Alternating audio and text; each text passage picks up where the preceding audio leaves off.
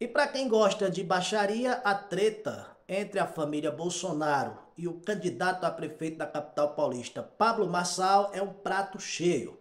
Tá rolando a maior baixaria nas redes sociais. O Eduardo Bolsonaro já fez um vídeo com supostas acusações contra o Pablo Marçal. O Pablo Marçal já foi em uma rede social e pediu uma bufufa de volta que ele teria doado para o mito na campanha presidencial 2022. Tá o maior barraco. Vamos ver uma parte do que tá rolando entre a família Bolsonaro e o Pablo Marçal.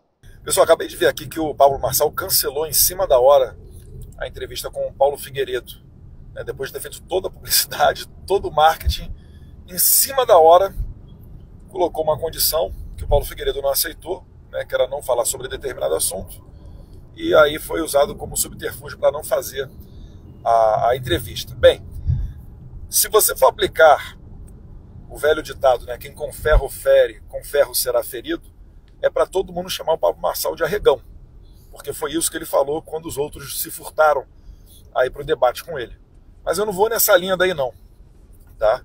Inclusive muita coisa está mudando, né? A matéria do Estadão agora dá conta de colocar que auxiliares aí da campanha do Pablo Marçal venderam carros de luxo em troca de drogas do PCC. Matéria do Estadão, cada um faz o seu julgamento, mas já começa também a perder um pouco da moral para ficar fazendo aquela gracinha, acusando os outros de cheirador. Inclusive ele falou que tinham dois e um ele não apontou quem é. Mas enfim, tem gente que gosta da lacração. Eu venho aqui para dar um depoimento pessoal. Eu, né, um tempo atrás, eu tinha um programa no YouTube que eu mesmo desenvolvi, chamado O Brasil Precisa Saber, onde eu entrevistava pessoas de destaque da sociedade brasileira, ministros do governo Bolsonaro. Acredito que muitos de vocês assistiram. Vocês sabiam que eu já gravei com Pablo Marçal? Sim. Mas 90% da entrevista foi ele falando da técnica dele de vender curso, né, de como trabalhar na internet. Até interessante. Mas os outros 10% ele falou de comunismo e marxismo. No dia seguinte, ele ligou para a minha equipe e perguntou se não poderia tirar do ar a parte onde ele falava de comunismo e marxismo.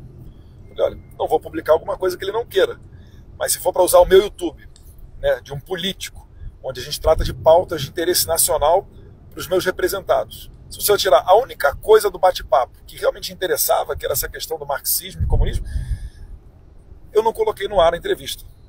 E aí eu me pergunto, né, como é que a pessoa quer se lançar à política sem tomar um partido? Não é disso que a gente está cansado? Como é que uma pessoa quer se lançar à política quando no momento mais crucial da eleição de 2022 ela não sabia distinguir o bem do mal? Ela não conseguia entender a diferença de Lula e Bolsonaro e prefiro ficar em cima do muro dizendo que a diferença entre eles era apenas de um dedinho. É difícil, né, você ter moral agora para reclamar de aumento de imposto, de associação com Hamas, com narcotráfico e etc. Então, eu vou resumir para vocês o que o Olavo de Carvalho falava. Vocês aí da direita, tomem cuidado. Se quiserem jogar pedra, criticar o Bolsonaro, vocês vão ser tão odiados quanto esse pessoal do lulocomunismo, falava o Olavo de Carvalho. Porque não existe direita no Brasil, existe Bolsonaro. Graças a Deus que existe o Bolsonaro. Tem gente que tem ânsia pelo poder, quer destruir ele de maneira velada para o cara se levantar e ser o líder. Mal sabem as dores de cabeça que são enfrentadas pelo meu pai todo dia. Nem eu sei como é que ele aguenta a pegada. Ele desenvolveu uma vacina dose única, só para ele. Às vezes nem eu consigo repetir o que ele fala, porque se ele disser, o resultado é um. Se eu disser, as consequências são muito ruins para mim. Então, eu tenho que comer muito feijão com arroz para chegar lá. E tem muita gente que não vai chegar lá há poucos meses da eleição tomando partido e adotando o discurso desenhado pelo marqueteiro. Fiquem ligados. Um abraço, fique com Deus. Eu só tenho uma coisinha para falar para o seu Eduardo Bolsonaro. Faz o L, parte pro abraço. Pelo menos fazendo o L, ele vai encontrar um pouco de paz, de harmonia, tranquilidade, amor, brincadeiras à parte. Agora a treta tá feia, isso é mistura com um pouco de dor de cotovelo, porque saiu uma pesquisa recentemente em que mostra que 34% dos bolsominions, da militância do bolsonarismo, está migrando para o estilo Pablo Marçal. Então eles têm medo de perder espaço para o Pablo Marçal. A outra treta que veio na sequência, o que acontece? O Bolsonaro fez uma publicação em uma rede social, naquela rede social do bezerro de ouro do bolsonarismo radical.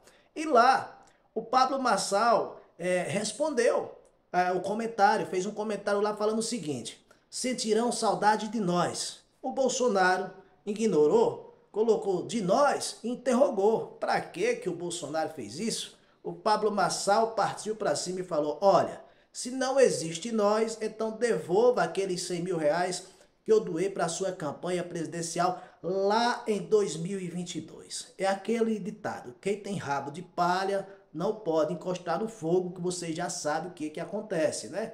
O Bolsonaro tentou retrucar, ele colocou o seguinte: nós, porque o Pablo Marçal colocou sentirão saudade de nós, numa postagem do Bolsonaro.